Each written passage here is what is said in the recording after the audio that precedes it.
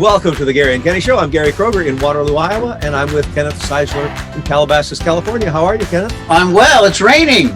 It's raining? Yes, but we are a strong people. We will rebuild. You will endure the rain. We will endure. Calabasas is strong. In Waterloo, we were snowing. We had ice. We had kind of an ice storm this morning. But that's the holidays. It must be beautiful. No, it's not beautiful at all. It's just sludge. It's all melted, so it's just wet, dead grass and leafless trees. That should be the name of your novel. So happy holidays. I think that's the name of your novel. Yeah. Leafless trees. Yeah. My life. So, Ken, what's going on? Well, I think, first of all, we've never talked. Yes, Risa, Bramon, Garcia, who's cast some of the most iconic casting movies. director, writer, cast. Yes. Or it's a great acting coach. Great conversation. It'll be a lot of fun. Let's talk about the Beatles show. You're a Beatle, a Beatlephile? Are you a Beatlephile? Is that what you call? I'm a Beatle freak, and I'm not. I didn't just become a Beatle freak in recent years. Since I was 7, not before I was 7. I was 6 when the Beatles were on Ed Sullivan. Okay, so everybody's talking about Get Back. Yeah. Well, you know what's interesting from my perspective? Of course, I enjoy it. I could watch 18 more hours of every little thing of the Beatles and not get bored. But basically, Ken, when you lived with the Beatles and they're so much part of your life and you've studied it, there wasn't anything that I learned personally. It was for me. I have completely changed a lot of it. Supported some of the thoughts that I had, but it definitely it put some people in a different light that I didn't have, like Paul McCartney. Yeah, to a little bit. And by the way, I happen to think it portrayed Paul as being more the driving force, creativity. Well, he the whole group. You see, what happened is the Beatles are so mythological. So much has been written that we've created a narrative. Well, there is no narrative. They did this in real time. So when you're a Beatle-ophile freak like I am, I was aware of Paul sort of taking over after Brian Epstein died, because the band, John Lennon by nature is kind of lazy, and it required Paul McCartney to go, "Hey fellas, we've got to start recording again today." And so I knew that part of the story. Right, and I knew about but what did you think? What did you think? Because every episode is very long. Because what they're doing is you're watching the creative process, which can be arduous, to hear the same tune over and over again and watch its progression. Now, for me, that became a little bit like, a little too much of certain songs over and over. And I get it. For me, it can't be enough, because all of these songs, because they're the Beatles, are iconic. Get Back. I had no idea Paul McCartney was playing his bass as a guitar.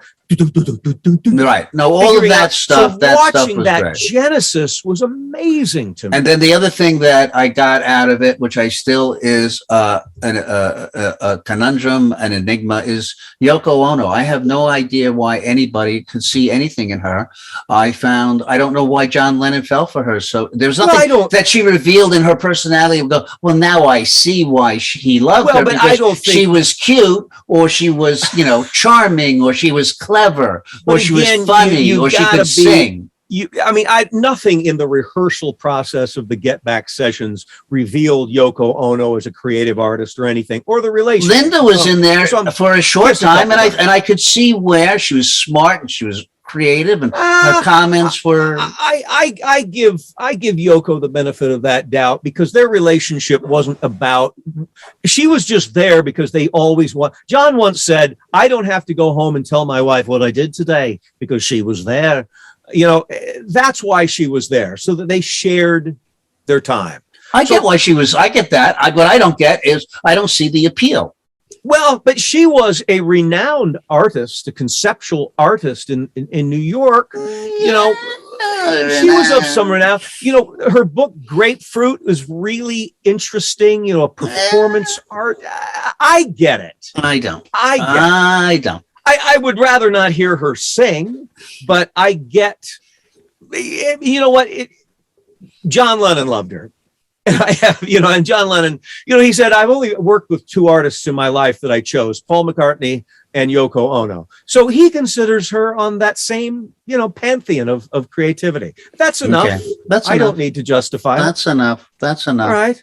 But this is a nice segue to our guest because it is about the creative process. We watch the Beatles create music, argue, have nothing, pull sounds out of thin air, collaborate, and I didn't like that Michael Higgins, whatever Higgs. Well, Higgs. That was the revelation for me because I had no idea from the Let It Be doc what he was like. He was a little bit of an erudite snoot, wasn't he? Yeah, smoking the cigar in the studio. That's disgusting. Yeah, like what, a 17-year-old smoking a cigar. Yeah. And you could see the Beatles sort of pushing back, and I have a feeling that he didn't like the fact that the Beatles didn't just embrace his ideas. Yeah. I have a feeling that's why he edited Let It Be to be more of a negative, piece. No, I didn't like him at all. Really was happening. I didn't like him at all. So, but I was jealous of him to hang out with that band. Well, no, of course. Yeah. Well, it was interesting. I could watch it forever, but I didn't really learn anything new about their characters or creative process or George's dissatisfaction at that certain time. I didn't know how much of Abbey Road was being written at the same time. Talking of things to watch. So there was a promo for a new show on Amazon Prime called The Wheel of Time. Yeah, big show. Yeah. It has Rosamund Pike in it.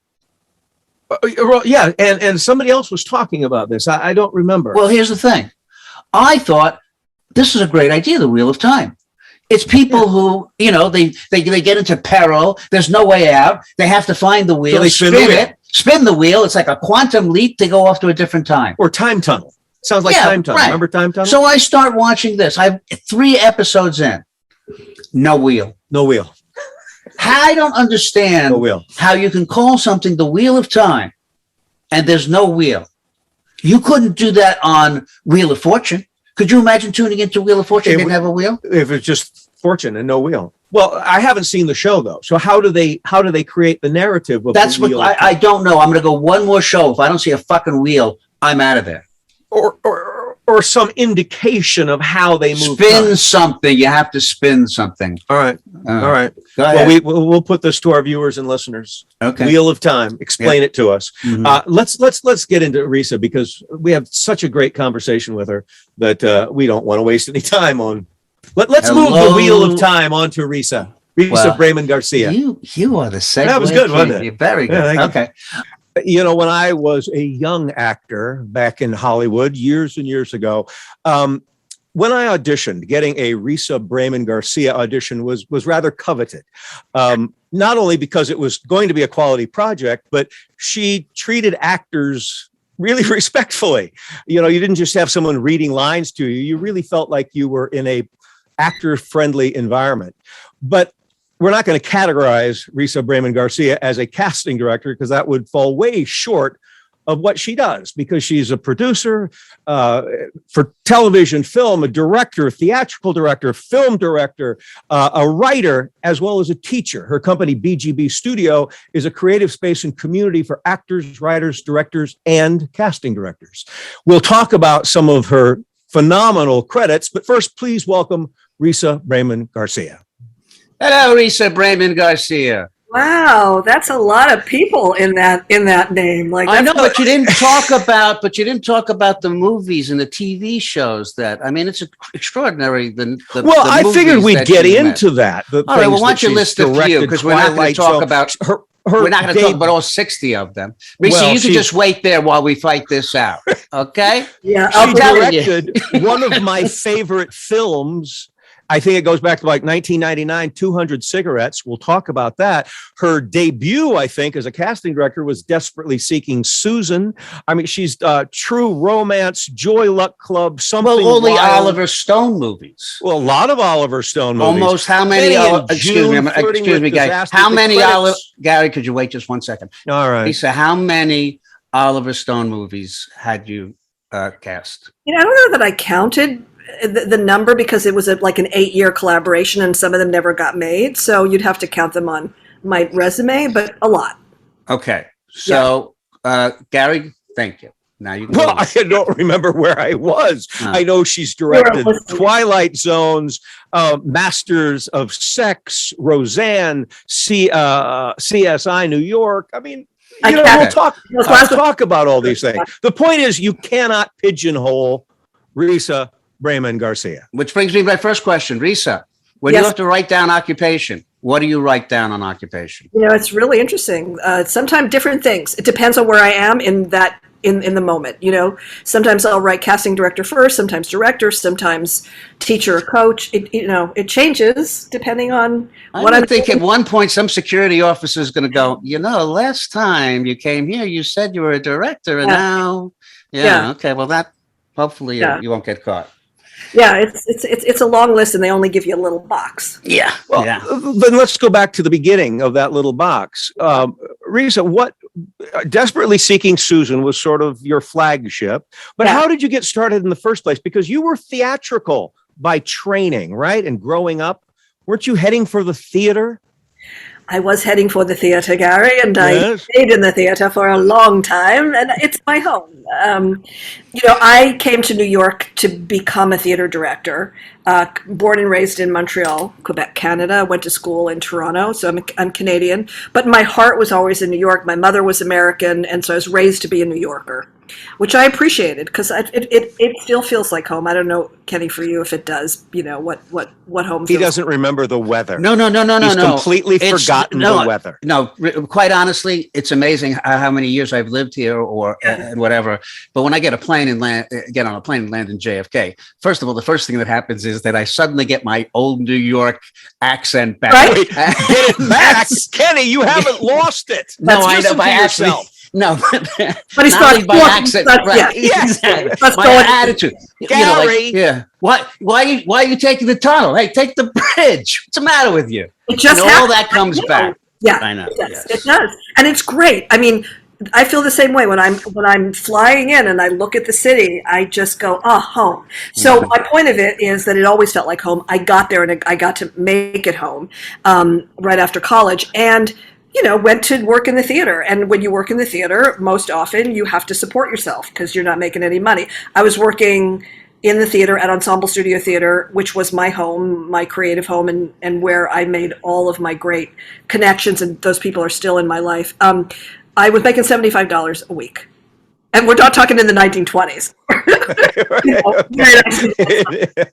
about the 80s. So that was not. So I waited tables, a couple years at the Bottom Line. I worked at the Bottom Line. You did?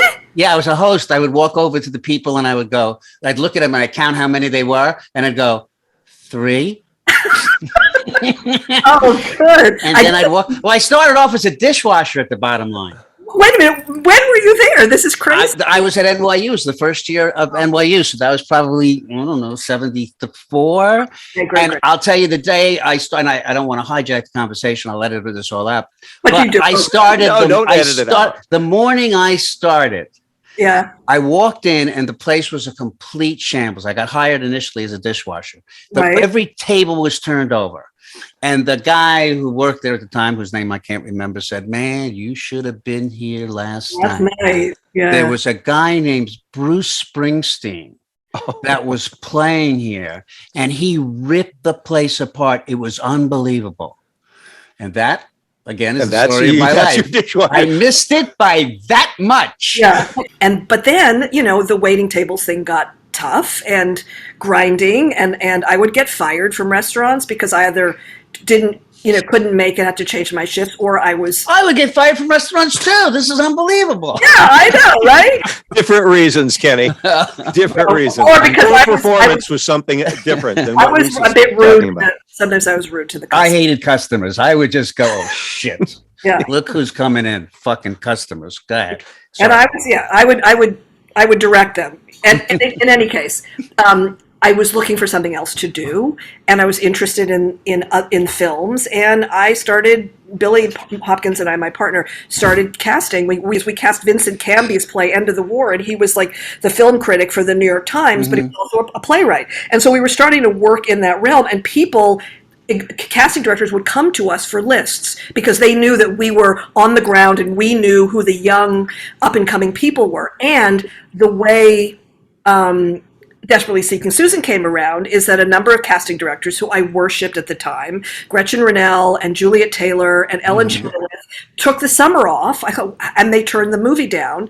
I don't know, collectively, individually, and they recommended me and Billy because it required somebody who understood the downtown world, which we knew because that's where we lived, and knew young up and coming talent, and would work their ass off for no money.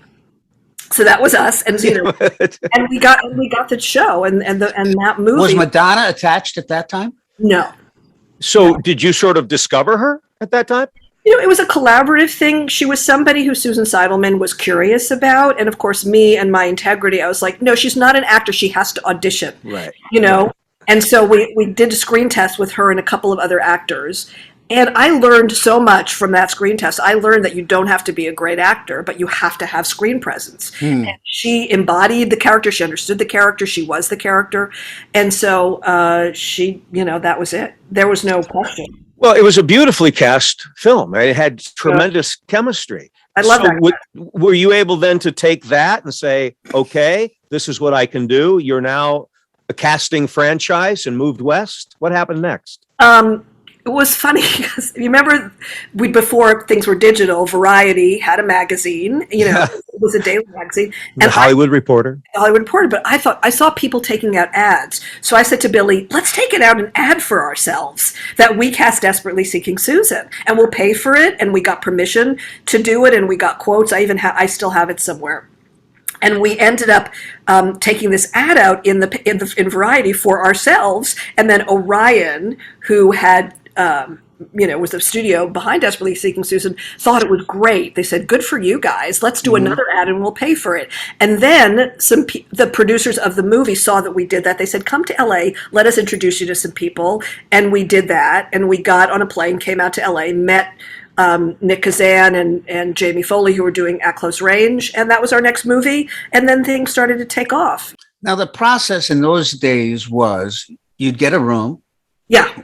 Or studio, or whatever, or whatever the thing was, the table, and you would sit with the director next to you, I assume, or the producer next to you, and whoever was there, and you would say, "Okay, next," and they would come in with a piece of paper, and they would do their part. Maybe somebody would read their sides with them. Yeah, Is that all gone? Well, it's going. I mean, it's gone now because of COVID. It was heading out the door anyway. Self-tapes were a big thing, and they were growing and growing. And then when COVID hit, they became exclusive, which is a whole other conversation and really hard for actors. And I find very hard. I love self-taping for a million reasons. I think it's an amazing way for actors to take control of their work, but it's also really isolated, and sometimes it can feel abusive to actors because they get no feedback and kill themselves. Right. And it's not the way anybody wants it, but people have gotten used to it. And in the last few shows I've done, there are some old school directors, people wonderful, like my friend Dean Pariseau or the wonderful Leslie Glatter, who will say, I still want to be in the room with actors. Yeah. And I go, I get that. And I say, but I'm in North Hollywood and you're wherever you are. And the show's at Sony, come to me and I will be in the room. And we've done that a couple times. And ultimately they've cast from tape, but it's such an isolated situation. Yeah, but in those days, like we did tape, we used VHS. Right. Mm-hmm. I still have my VHS audition tapes. Yeah. I still think they're going to be worth something. I wish I'd saved them. My God, I remember throwing out boxes of them. Yeah. Oh goodness! I bet you have. I bet you have such a star-studded list. Which, and this is kind of anecdotally, of the people that you probably had on these audition tapes that didn't get the roles. I'm wondering, did you ever audition like a young Tom Hanks who came in audition? And you did a tape with him and you put it in a box somewhere and you put it away. Yeah, sure. Yeah, I remember Julia Roberts' audition for Jacob's Ladder. And she was young and kind of all over the place and didn't really know what she was doing, but she had something. Adrian Lyne, who I adore, the director of the movie, was pretty thorough, sometimes bordering on obsessive. And it was a long process with him always. I mean, Fatal Attraction took 100 million days, but he was, it was him just investigating. But I remember her audition thinking, yeah, there's something there. there's something there. Risa, I have to ask you from an actor's perspective. Now, I'm going back to the old days, which are irrelevant to a young actor listening, but we'll talk about the modern paradigm. But back in the old days, as an actor, I loved auditioning. I loved it. What did you look for? What would shine and what would turn you off when an actor walked in that door and walked out of that door? Good question, Gary. Good question. Thank you, Kenneth. Good question. But it's the same thing as now. There's no change. Like you look for the same thing. I look for the same thing now that I did in 1984. I look for the same thing on a self-tape that I did in the room or do in the room. It's the same thing. You want somebody to show up to work, to collaborate. You don't want someone to come and perform at you, be performative, to use the word that I've learned from my daughter. You don't want somebody to show up and like regurgitate some version of something that they've memorized, or try to impress you, or try to please you, or try to do something they think that you want, or play the breakdown, or be in some place where they're not engaged. What you want is somebody to show up as a collaborator, meaning, hey, this is where this lives in me, this is my point of view about this thing, this is what I'm playing with, this is what I would do if you hired me, let's try this on together. And to show up as an equal with a seat at the table and ready to work, and to be available to direction, or to be available even in a self-tape to play and to process, and to be living in the story, in the relationship, in the character in real time, and to be in that wonderful place of what acting and filmmaking and storytelling really is. And that's it. When you see that, you go, okay, there's somebody to play with. There's someone I can rely on. There's someone I can collaborate with. There's someone I can send to set who's going to show up and have their work done. That doesn't mean that you don't learn the work, that you don't make choices, that you don't do your homework. Quite the opposite. But that, like when you walk onto a set, Gary, that like now you have the work is in you, and then you let it happen, and it comes alive in real time. And that's what you want in an audition. But the audition process is very different from the reality, which is I've worked with actors who are exactly the opposite of all of those things, and have gone on to have great success. What do you mean? I mean, Shia LaBeouf, who I did, what was the name of that show? Even Stevens with. Even Stevens. Yeah. Everybody in that cast were all the qualities that you said. They were collaborative. They were open. They came to the table to work and whatever. Shia was off to himself. Sure. He had none of those. The guy sure doesn't have screen presence. I mean, I watched Even Stevens. Well, I'm just saying. I love the kid. Right, exactly. And a lot of people saw that. And that's what I'm saying. Yeah. Maybe he would have failed the audition process. Well, somehow he succeeded. Well, but I understand coming in with those. I think what you were talking about are, incredible qualities that I as a director or a casting person would be looking to bring to it. But I have also worked with people who on a personal basis are not like that, who have gone on to success. And that happens. And I would say Shia LaBeouf is his own, entity, and very much I wouldn't say what is it? The rule broken? Well, the exception. You mean the exception? Exception to the rule. Yeah. I'm not good with those things. But he always, someone like him had this thing, and sometimes that thing happens. When you're in television, there's not a lot of space for that in an audition. Someone shows up with that kind of stuff. You're like, this is too much. And I've seen that happen where I've said, this is an amazing actor. Look at that. Look at what's happening there. Like I had that with Benicio a couple of times in the early days, and people were like, he's mumbling. I don't know what he's saying. He's not looking at the other actor. Like, we have no time for that. And I'm going, but he's a fucking star. And they're like, his screen presence is it's all there. Enormous. And the response would be, let him do that in the movies. We don't have time here. You know where I blew it at auditions? Why did you blow it at auditions? I never knew how to get out of the room. It's hard to finish the audition. And so I coined what I call joke-like substance. Right. Where I go, okay, well, boy, this room sure is blue. I'll see y'all later. I just didn't know how to get out of the room. It's hard. It is hard for everyone, because when it's over, what you're really hoping that the people sitting there are going to say something to you and help you say goodbye. Right. I had an actor once we were talking, they left, and they went into a door, and they were gone. I remember I was like on the lot at Paramount, and then we were talking, blah blah blah blah, and then we heard this like this noise, and the actors opened the door, and they were in the closet. I swear that might have been me. I can't fathom I swear how that might have been me. And they were like, I swear. and they were there the whole time. Luckily, we weren't talking about them. We actually were talking about the character. And they were so, she was a woman, she was so embarrassed. And she stayed in the closet. And I said, what did you stay here for? You thought that we would finish in an hour and then you would get out? And because she couldn't exit, she didn't know what to do. And so she went, and we didn't notice because we were dealing with something else. And actors forget that they are not the center of everybody's attention. And so she ended up in the closet. She didn't get the part? Did she get the part? Did she get the part?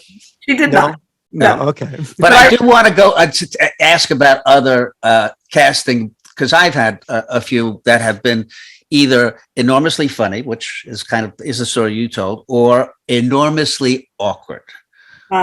Have you had that moment where somebody, whether it's and you don't have to name names, did something that you went in the room, said, I hope this is over soon? Yes, there were several. I will name a name just because it's funny and it doesn't really matter. I was doing this TV show called The Cape, which lasted one season, and I loved that cast. But we were trying to find the guy for a particular part that it doesn't matter. Anyway, David Hasselhoff came in.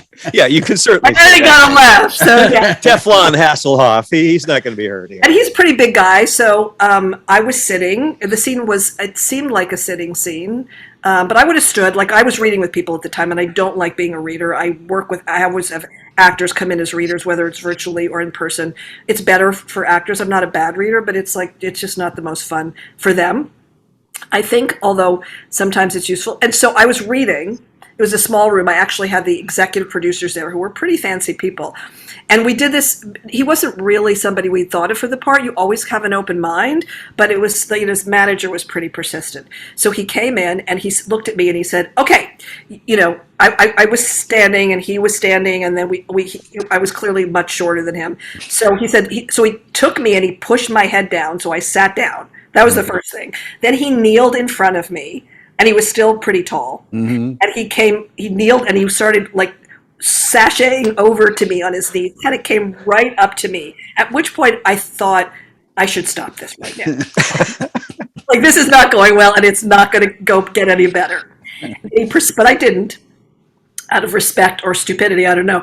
And we proceeded to do the scene, and he was in my face, spitting at me, like just grabbing my head, and like, it was so uncomfortable and so awful and so awkward, and nobody stopped it because they were all in such shock. The director was there, two executive producers around the company were there, and the person running the camera, who was my associate, she just kept thinking, I have to do something, but nobody did anything. And then he was done, and I literally went like this, and I just wiped my face from it, and I at that point I said, thank you so much. Do you think Hasselhoff went back out and said, I nailed it. I killed it. Yes. Yeah. Manager called and said, he had the best time with you. He said, you're so great. He knows his part is his. When do we get the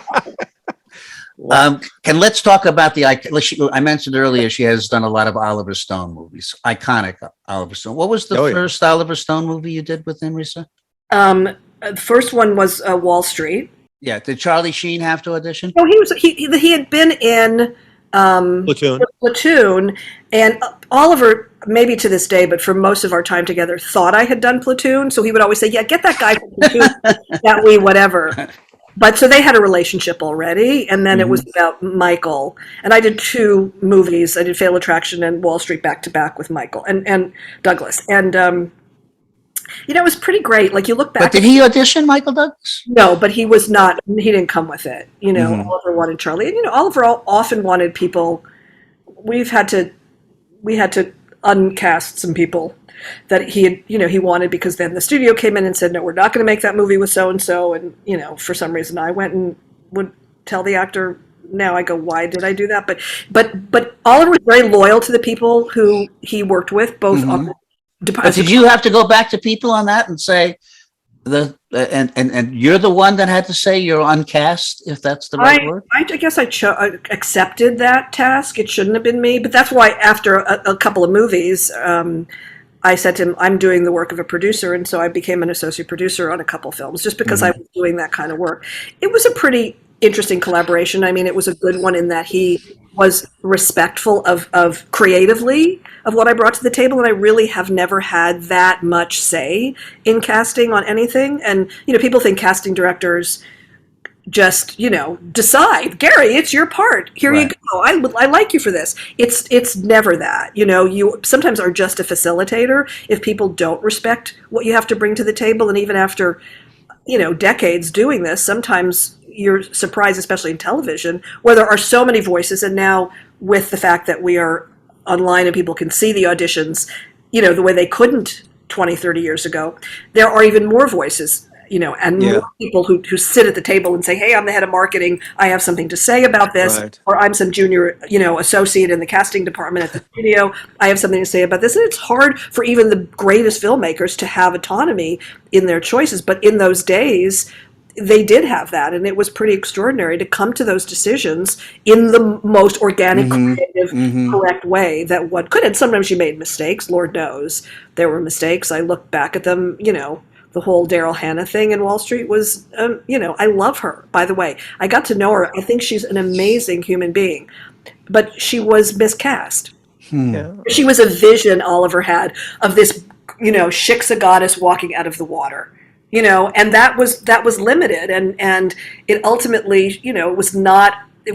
The film needed somebody stronger, just in terms of their presence and their well, that's interesting, and I understand what you're saying, except that from a viewer's point of view, what is there is what is intended. So I never questioned Daryl Hannah. That was just what she brought to this role. I know what you're saying, that she was miscast, but I don't think many people thought of her as miscast. No, I think when I watch a movie, you think, and if the performances are good, you go, this couldn't have been anybody else.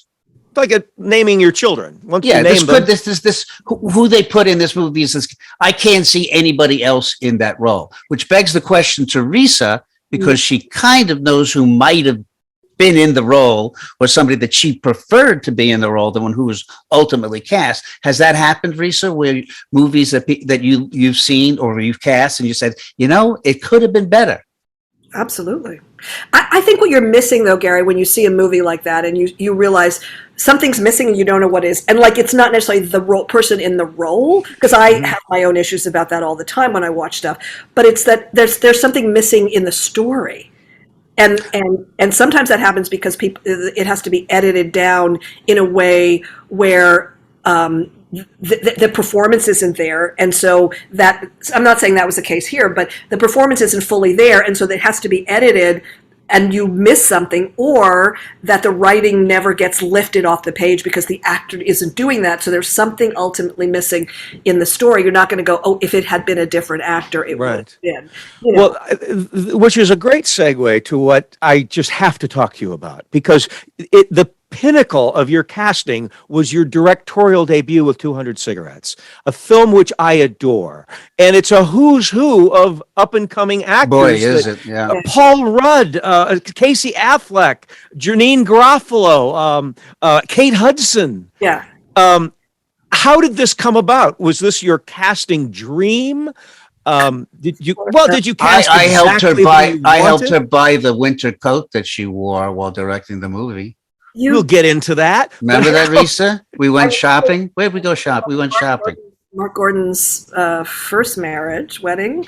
Right. That's right. Yeah.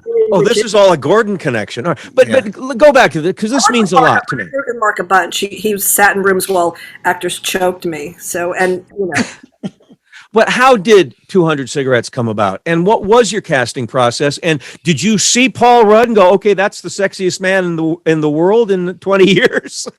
I didn't think he was the sexiest man in the world, but Courtney certainly did. She was like hell bent on him doing this, and she read with a lot of really good actors, like really fancy people. But she, to her credit, she loved him. I was interested in that movie for a number of years and through a number of incarnations, and then Mike Newell was going to direct it because it was with his company Dog Star. But then Four Weddings and a Funeral happened, and he became massive, and he didn't need to do that movie, and they were trying to find a director. And ultimately, I was knocking on the door enough times that they came in and asked me, to talk to them about it. And then, How was the experience? The movie itself? The experience of directing your first movie? It was great. It was hard. It was challenging. Would have done a lot of things differently. I redirect that movie in the shower often. Oh, that's interesting. It's where and it comes up, and I'll just. But it was. I mean, it was great in that I got to do this thing, and I had to do a test for Paramount. When they heard my name, Sherry Lansing knew me because she was the head of the studio at the time, and she had been executive producer on A Fatal Attraction. She was like, Risa's a casting director. She should go to directing school and come back to us. So after the director's test, what Sherry said to me was, we're going to make the movie if you can bring 3 names to the table. And I didn't know what a name meant to her, but it was like, I have to have 3 people for the poster. That's it. And they might happen in the next few months, as long as we are confident that that was the case. Christina Ricci at the time was that person. Ultimately, Courtney Love was that person. I don't know if Ben was that person or not. I don't remember who those people were, but that was her mandate. I had met with Ben just because his agent wanted me to meet him. And I remember meeting in an office at MTV and him sitting down, and I'm thinking, like, this guy can't act, and I don't know what I'm meeting with him for. He's such a nice guy. And he started telling me about some movie that he and his friend Matt had written, and they just got a lot of interest in it. And I'm thinking, good luck. Good. Right. But then I read it, and I thought, oh my God, this guy's a filmmaker. And so we stayed in touch, and then asked him to do another part. But he was doing 3 movies at the time. He was doing the Shakespeare movie with Gwyneth in London. He was doing the Kevin what's his face movie, and he was doing this. And so that's why he has no hair in the movie, because he had to do 3 things at the same time. So he said, I'll do, but he lent his name to it. And as a matter of fact, while we were shooting, we were watching him one night, sitting around at a little TV, watching him win the Academy Award. So it was good. Okay. And it's not that I thought Ben couldn't act. I just what I'd seen him in was like Mallrats, and right. What is going on here? What is all the fuss about? I don't get it until I read. And Kate Hudson? Good Will Hunting. So Kate was just somebody said to me, you should meet Kate Hudson, I think her agent, because just as a general. So I was casting something. I met her on a general. Jenna Elfman had just passed, and I was like, fuck Jenna Elfman. Like, what the fuck is she doing? Kate Hudson literally walked in the same day, and I was like, there she is. There she is. And Sherry loved that because she comes from Hollywood royalty. Mm-hmm. Yeah. And Paul was somebody I had been talking to about another movie that I was supposed to direct that Shawna Larson had written about 4 people who were driving up the highway, and their car went off and ended up in a tree, and the whole movie takes place in a car in a tree. So but I liked the script, and it was like a play, which was where I come from, and so he was going to do that with me, but then he said no to this about 100 times. Paul did? Yeah. Oh.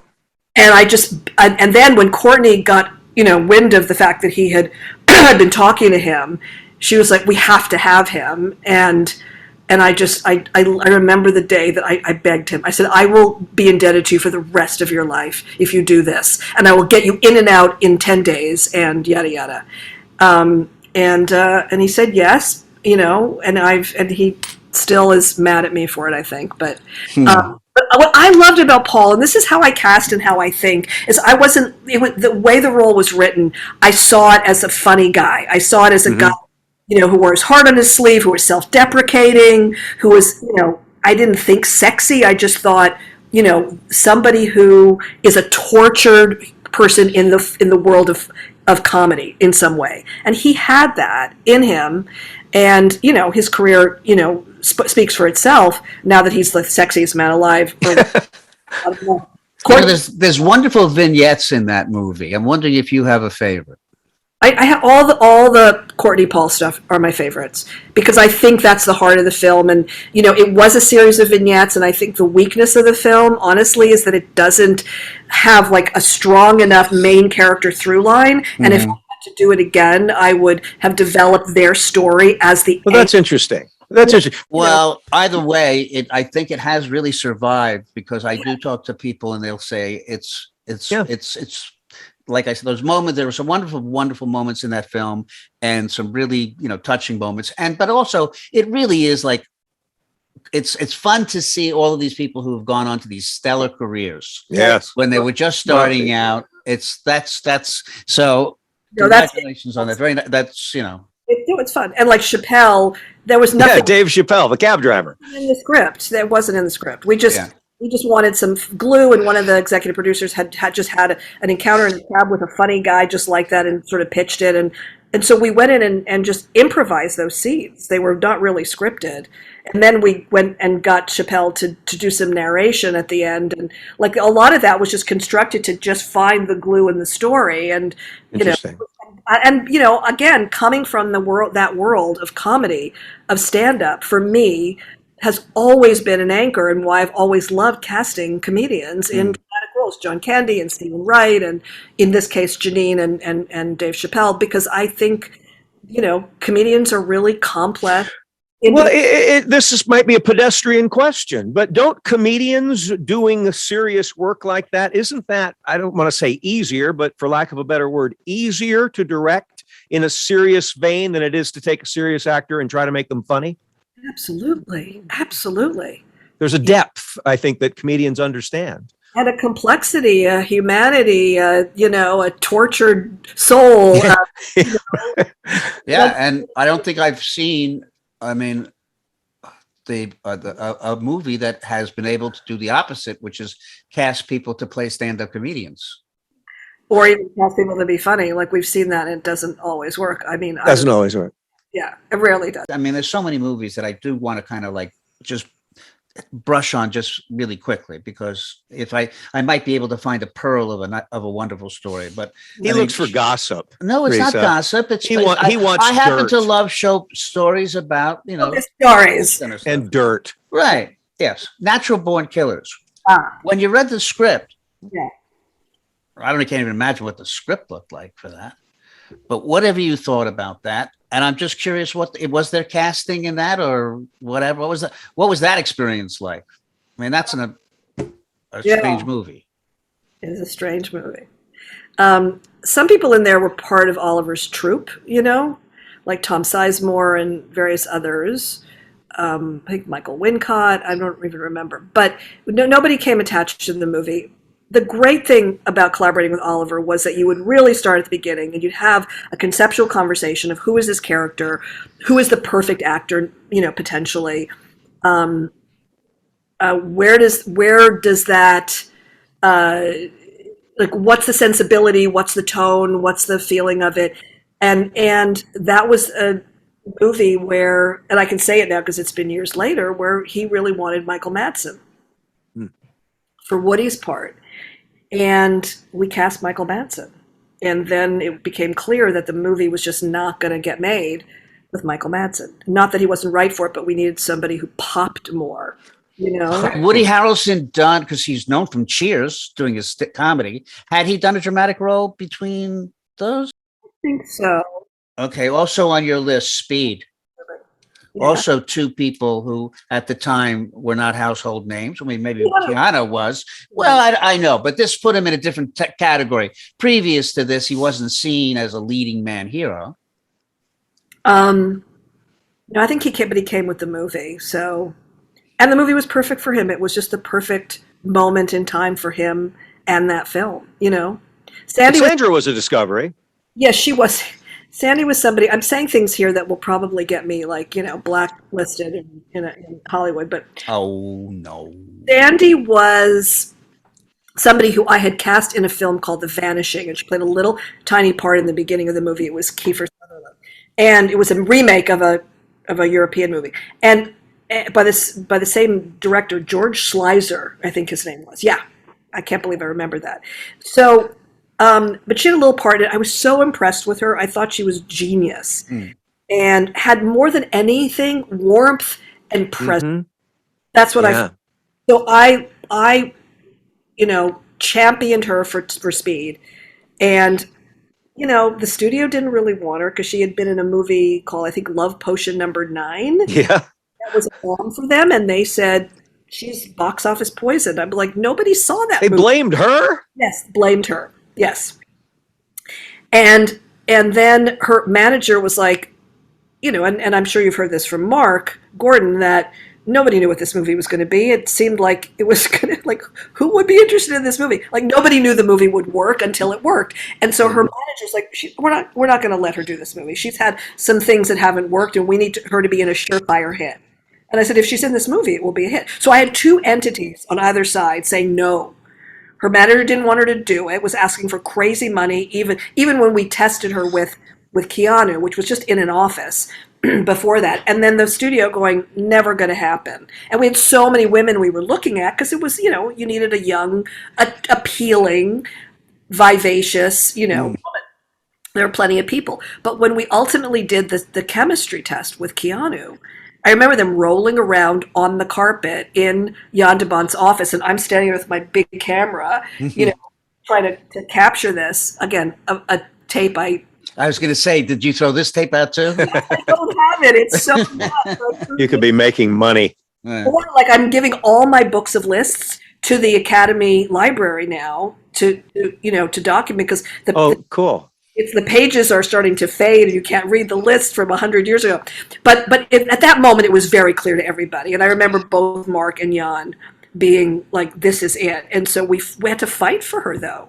And it was clear. When it's clear to me like that, it makes me crazy when people don't listen. And the casting director really can, you really can exercise some strength there when you really believe in somebody. You can. You're not always heard, and it's frustrating sometimes. But the hope is that you'll get your creative team, meaning the producers, directors, showrunners, whatever, on your side, filmmakers and writers. So that it's an easier. So it's not that it's an easier sell. Yeah. I'm going to just run through some titles. You can say pass, or you can say this is something that's interesting. True Romance. Mm. Yeah, that was a good one. Any memories? Is this like the Rorschach of things? When I say True Romance, you think? I think James Gandolfini having me up against the wall with his hands around my throat. And okay. Adrian Lyne. Well, I think that's we what found I was our going trailer. for. Come on, Risa, we found explain. Our trailer. Yeah. I come home and my husband saying, "You have bruises on your neck." What? So, okay, you don't have to explain it. That was stupid. I mean, those were the days when I thought, "Oh, you do this," and it happened accidentally. I was never in danger at all. Of course, but I was like, "Yeah, let's do this thing." Well, what was it that you were doing a scene with him or something? Yeah. Okay. I hope it was doing a scene. I know. I mean, it wasn't lunch. Yeah. Okay. We were walking my dog, and he just right. He's just like that. The Doors. The Doors. The Doors. Yeah. Val was quite a revelation. What? Val Kilmer. Val Kilmer. Val, I want to say one thing just as a caveat. We've had instances that have come up, and maybe people know about this, where people have sued Oliver, or things came out in the Me Too movement by various people about how they were abused during auditions for that movie. And I don't defend him or Val. I defend my own process, because I was in the room when that stuff happened. And I know this, it's a tricky one, you guys, and I really struggle with this, because on one hand, I should have stopped things before they went on, when somebody was like on their hands and knees barking like a dog when they were about to have sex with Jim Morrison, and actresses felt humiliated by this experience, and Oliver would just look at that as, we're working here, right? Mm-hmm. I'd sit there eating my ice cream or with my video camera going, okay, yeah. And now I would never do that. But at the time, it seemed like, if you don't want to do that, then don't come in the room. The script said. Right. Well, our context then was different. We weren't, forgive me for using the word woke, but we weren't awakened yet. We didn't really understand that that's outside the parameters of creativity. It is, and I'm not beating myself up for it, but I wonder, like, where was my antenna? Because Yeah. first experiences I had in this business where there was some misconduct, and I didn't know how to deal with it in my own, experience, and would I consider that misconduct? And I think I probably would. I would now. But it is tough. In terms of when you're dealing with this kind of thing which is art, because anecdotally, I've heard the stories of people saying, and the director did this to me, and and you think to yourself, well, that was abusive. He shouldn't have, and he made me cry, and I turned out to be the greatest performance of my life. And you go, oh, the director was great. He was able to motivate this actor. You know what I'm saying? You hear the stories like that too. Yeah, and I've seen that. I've witnessed that, and it's like, where does it become? Where does art and abuse? Right. And we deal with that at our studio all the time in class, because actors are working with material that can be very provocative, and we want things to be on set and in auditions and at the studio. We want things to be expansive creatively. We want there to be room to get dangerous, but we also have to protect ourselves and each other in this. And at the time, I didn't know how to do that, or I didn't know I was supposed to do that. But that said, and it was some of the stuff in the script was pretty provocative and messed up, because you were dealing with people who were messed up. Mm-hmm. But Val wanted this part, and he made a self-tape. Like, he did him. Yeah, I think it's in his documentary. It Tape that he made. Yeah. And he went on stage and he recreated Jim Morrison, and he, put on the pants and did the voice and sang, and it was Jim Morrison on some level. I think there were some acting auditions that were stronger than that, just in terms of acting. But when I go back to the Madonna thing, it's like, but the presence and the persona was so strong that you can't deny that. I mean, the first two people who came into audition for The Doors read together, and I would have cast them on that day. Can you give me names? Yes, they're people you may have heard of: Patricia, Arquette, and Brad Pitt. Oh, really? And Brad was fairly well known by then, or not really? No, because he wasn't. I think it was pre Thelma and Louise. Okay. Wow, what an interesting choice. Wow. Maybe it was just around then. He did come in and read. But I could see it. Yeah, but he wasn't the personification of Jim Morrison. And I remember Oliver wanted to give him an adjustment, and I couldn't find him. And I went outside. We were in this space in Venice, and I was looking for him, and it was not a construction space. It was like an industrial space. And I went outside, and I was walking around the loading deck that had now been converted into offices. And first thing I saw was a stream of urine going over the side. And I thought, ooh, I don't want to deal with that. And then I looked around the corner and saw that Brad Pitt was taking a whiz, and so I waited politely for him to finish. Wait, how much did you see? Just the water, just the water, just the water, just the liquid. Okay. And I had to ask. People would. I'm just you asking what everybody would be asking if somebody said. Now you're a predator. Yeah, you can't pee on the studio lot anymore. Well, no, I just wanted to see how much you saw. Okay. No, and I don't know if I would tell you anyway. Yes. And then, but all I was focused on was I need to get him back in the room to adjust what he was doing, and we struggled with the part of Pam because, I worked really hard on all of Oliver's films to give him notes about the women in the movie, which goes back to the Daryl Hannah thing. That part wasn't written.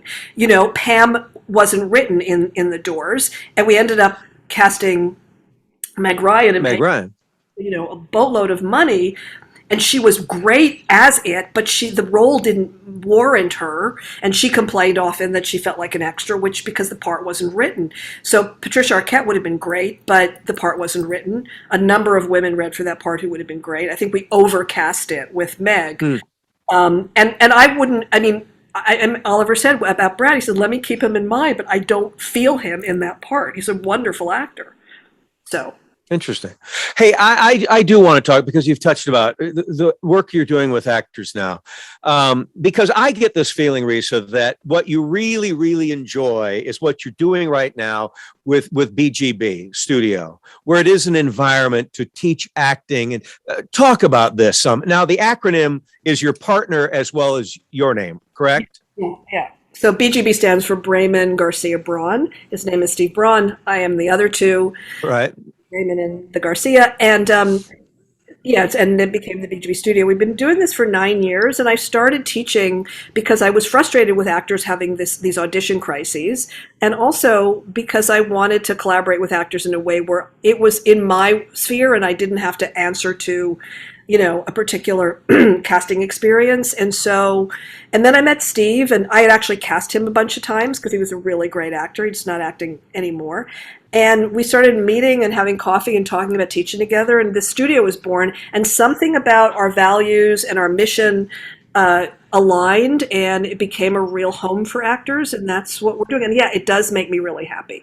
And what I like the most, like I have class tonight, and they're writing their own stuff, and a lot of our actors, my actors specifically, because we have 20 classes and 10 teachers, and we're online, and we're back in this physical space, and we've got this 6,000 square foot warehouse in North Hollywood now, and is that I love when actors create. I love when actors use their voices beyond doing a self-tape audition, because I think it ultimately serves their work on self-tapes and auditions and everything else. But tonight they're working on original material, and a lot of stuff we've shot and made little movies of, and that's great. A lot of them have gone on to become filmmakers. I mean, really done well.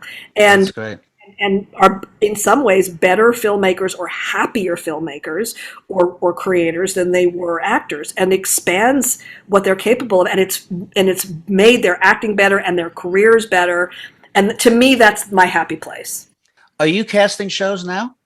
I did a pilot that didn't get picked up. It was it was shocking that it didn't on some level, but it didn't. And so that's the last thing I did was, But you did Masters of Sex as well, right? For 4 years, yeah. Yeah, that was amazing. I mean, you're the shows that you have cast on, and a lot of the movies, I do know they really are more ensemble stuff. Yeah, that's true. I mean, to me, every which I think which is kind of interesting, because you either have I'm watching Succession now. Yeah. And it's like, again, you go, I can't see anybody actors, but the fact is the show works so well because all of them together have such chemistry that it really, to me, is an ensemble show. I couldn't say this person stars in it, this is the star of the show. It's very ensemble. Well, I mean, Masters of Sex is a two-hander with a big supporting cast. But one of the things, and I'm saying this not to like toot my own horn, but to me, if you cast everybody in every part, with the understanding that they are a full human being, and you want character, and you want humanity, and you want all those levels, then you're expanding that cast, and it becomes an ensemble. And if you think of Masters of Sex, you say, oh, it's an ensemble, but it's really Lizzie and Michael, and then a bunch of other people, honestly. Mm-hmm. So I love that you're saying that, because that's the work that we get to do, Risa, I was going to go back for a second. You know why I loved auditioning? Because if you're an actor and you get 60 auditions, statistically, you get one job. Yeah. I looked at it honestly as 59 chances to perform. Yeah. Even if it was for 3 minutes, that's how I looked at it. It was a little performance opportunity. I don't know if there's a real answer for a question. It's an answer the question that I get asked as a director. I don't know what the answer is, but you as a casting person must get this all the time. I want to be an actor. How do I do that? You start to do some work. You train. I mean, the first thing I say, and of course I run a studio, so I say to people, train. Get into a class and see if it interests you. See if this is something you want to do. At least just get a taste of it. And see what happens. Or find a way to, and again, I say this to actors, whether they say, I want to be an actor, or I want to be an actor again, I took time off to have a family, or I want to be an actor and I was on a hit show and I haven't worked in a couple years and I got to get back into it, and I'm sweating auditions. I say the same thing to all those people. Be of the work. Find a way to do it. Go do a play somewhere. Do a reading. Make a little short film. Get into class. Do the work and see if this really still interests you. If you still love this thing, and if you love this thing for the first time, or if you love this thing forever, if you love it again, then do more of it and just live the life of an actor, and the rest will come. Of all Risa, the movies you've done, which performance would you say was the most unbelievable? That was whether they won the Academy Award or didn't win the Academy Award, but a performance of somebody you cast that said, "Oh wow, this was unbelievable." That's a really good question. One thing pops up, and I don't know why, but you will, I guess. It was a while ago. There's several, but and I would say Glenn Close in Fatal Attraction. Wow. Only because it was such a long road to get there for all of us and for her. She really had to prove herself. She wasn't an obvious choice. Billy and I really fought for her to have a meeting because she loved this thing. And when Sam Cohn called and said, "My client loves this thing," you encourage the meeting because there's something there. And we were really struggling to find this person, really, for a long time, months and months. And when she didn't transform herself, I mean, physically, there was this wonderful transformation to get her to be that person which she was a part of, but it was just the meeting of a talent with a role that wasn't obvious from the beginning to some people. I mean, Billy and I always were, and I still am. It's about the talent. It's about the actor. It's not about fitting into a box. And she's an extraordinary talent. So and Adrian said, I can make anything work visually, but I can't make the actor. And so watching her go through that whole transformation, watching her go through, hours and hours of auditions, also videotapes did not save, watching her take, command of that role and of that film was stunning. And it's such a consistent lesson to me of what's possible when you allow for that. And when people have the opportunity to and people get that chance, and they have that in them. I mean, that's something that comes to mind. Sandy in Speed is another possible thing that I think of. I'm sure more things will come to me. I know people do self-tapes. Do they do audition via Zoom where you can at least give them feedback as they're doing the... Yeah, and it can be awkward, which is why I love that actors are taking Zoom classes a bunch, because they learn the command of Zoom and how this platform can be really intimate and personal and, emotionally connected in ways that we didn't see possible. My gardener is showing up, and it's going to get loud in a second. Yeah.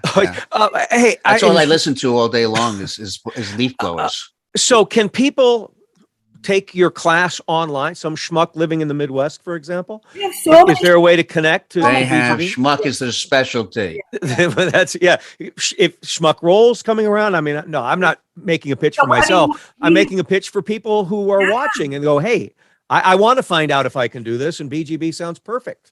We have everything for anybody. I mean, we have actors I was in a class the other night where an actor in Sydney, Australia was acting with someone in Atlanta in a really intimate scene. And it's like they're on massive different time zones and different continents, and yet there they were together. So we have a lot of classes on Zoom for people outside of LA or people in LA who aren't ready to be in person. And we've got a lot of stuff for people in person, and you'll have the website you can include. And come join us.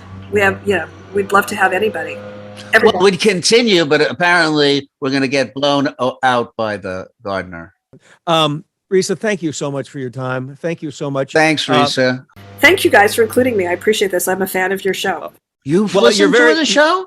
Yeah, I do. Yeah. Well, once she knew she was going to do it, she probably downloaded a few to see how goofy we are. I've watched a few. I've listened to a few. I have. Yes. Well, it really is a creative artist's journey, how they got started, how they maintain. And we find that people are very interested in that. Well, Risa, you have been the best. Yeah, thanks, and I miss auditioning for you, so maybe I'll figure out a way to do that one more time. Let's do that. And let me know, you guys, when this is going to... Is there a scene you'd like to do now, Gary?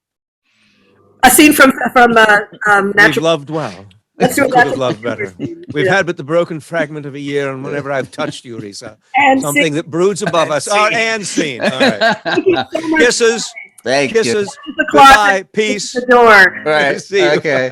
Love you, Risa. I really enjoyed talking to Risa. I mean, I have I don't know how many times I auditioned for her. I'm pretty sure I never got a job.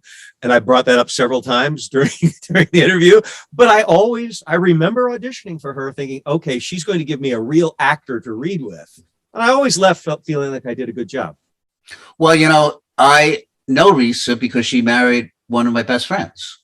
And I went to their wedding, and it was a star-studded wedding. At the table I sat down with, it was Alan, what's the guy from Harry Potter? And he was also, Alan Rickman? Yeah, Alan Rickman. So Holy I was sat cow. Yeah. You had dinner with Alan Rickman? I was at my table at her wedding. Yeah, no, there was a whole bunch of people that were there. It was a great wedding. May he rest in peace, one of my favorite actors ever. Yeah. Ever. Yeah. Yeah. So I'm trying to remember who else was there. A couple of directors, big time people. Star-studded table. Pretty star-studded table. So it's been fun. Yeah. So I just thought. Well, she was a real joy to talk to. And Kenneth, we're kind of in the midst of holidays here. So happy holidays to you. No, it's the end of Hanukkah? No, it's not. I don't know from Hanukkah. You don't know from Hanukkah? No, let me tell you about Hanukkah. And I know we probably have to cut this out, but can I talk to you about Hanukkah? Tell me about Hanukkah. So you know the story about Hanukkah? Yeah. It's they bought this oil, right? And it lasted 8 days while the Maccabees or somebody was attacking. I think it was the Maccabees. I'm not sure. I don't want to get sued by the Maccabees. By the Maccabees, by the Irish Anyhow, clan. so we needed the oil to keep the light on, so to keep the Maccabees away. So we bought this little bit of oil, and it lasted 8 days. Right. So they call it the miracle of the oil. Mm-hmm. The truth of the matter is, when I look at Hanukkah, I think it's just another example of how Jews got a great deal on some oil. We bought this tiny little bit of oil. No, Kenneth, and it lasted. I insist that you don't cut days. this out. I insist that this stays on the show.